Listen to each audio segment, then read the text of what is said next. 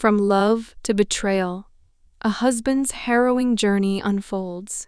Caught in a web of deception, the shocking truth behind the perfect marriage.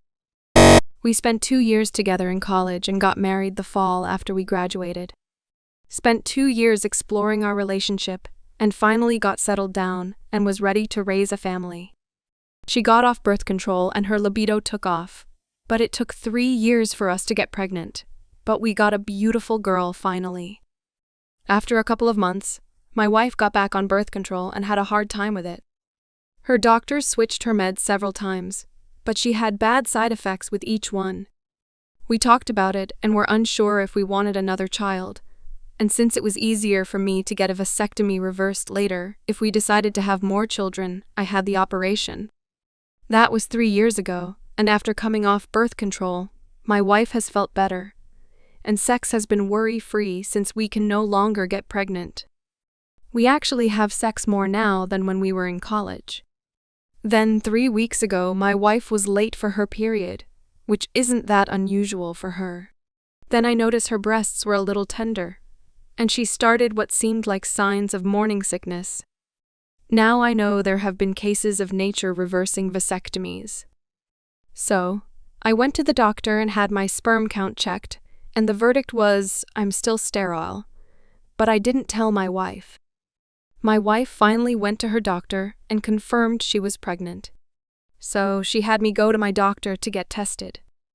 I didn't go right away because I was literally sick from the stress of the situation. I had all sorts of sick scenarios going through my head. In the end, I got retested, and I took my daughter in and had a DNA test done. I got both test results back today and got violently ill after reading them. Yes, I am sterile, and no, my daughter isn't mine. When my wife got home, I showed her my test, and she denied any wrongdoing and saying that there was a problem with the test, and I showed her the test from last week, and she broke down crying. I finally got it out of her who she had slept with, and that it only happened once and the condom must have failed. I made her tell me the story 3 times, and each time I asked her if that was the whole truth, and if there was anything else that she needed to tell me, because another lie would mean we were through. She said that was the only time, and she had never done anything like that before. I told her how much this hurt me and asked her how she could do this to our family, and if it was worth it. I asked her if she wanted a divorce, and she pleaded with me to forgive her and put this behind us. I said I couldn't raise someone else's child and asked her if she would be willing to terminate the pregnancy in order to stay together.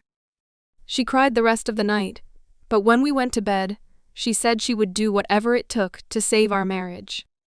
I never brought up the DNA test. I will contact a lawyer next week to see what my options are about if I have to pay child support for our first child. If she had come clean about the father of our first child, I could have swallowed my pride and tried to work to forgive her. But she thought she was in the clear and didn't need to confess to anything else. No telling what I'll never know. Lawyer update. My lawyer is awesome.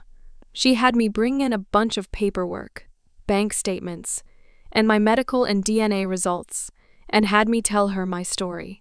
Her assistant sat in with us and took notes while my lawyer went through my documents. After I finished, she asked a few questions and spelled out my options. I live in an at-fault state, which is good and bad. Good as in it gives us leverage, bad as it takes longer and much more expensive. In the case of the first child, if my wife agrees to sign the papers, my liability for child support is an easy fix. If she doesn't agree, then a court-ordered DNA test and a judgment from the court can remove me without my wife's consent. Either way, I will most likely not have to pay child support. One way is just more expensive than the other. Since my wife has a good job and earns close to what I do, she didn't think the judge would award her any alimony. And all of that plus dividing up property and other things can be negotiated before a judge gets involved. The bad news was due to the holidays. They couldn't have the papers ready before Christmas, but definitely would before the end of the year. She advised me to say nothing until she got served. She gave me a list of things to do before and after Christmas before they served my wife. One thing they did point out was since we were actively trying to have a baby, there was a possibility that my wife didn't know that the child wasn't mine. My wife has an appointment with her OB tomorrow. Update 1. TLDR, after having a vasectomy after our first child, my wife got pregnant 4 years later. I go to get tested to make sure I'm still sterile. I am. And not the father, and then decide to test our daughter, not mine.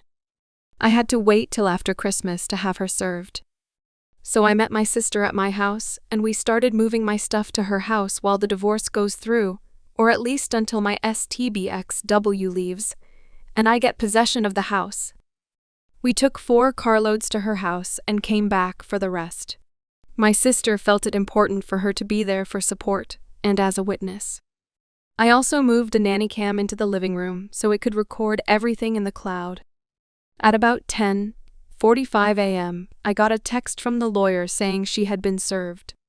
I sent her an email saying that I'm at the house when she is ready to talk. A couple of minutes later, I got a text from my wife saying, "Why? Blah, blah, blah."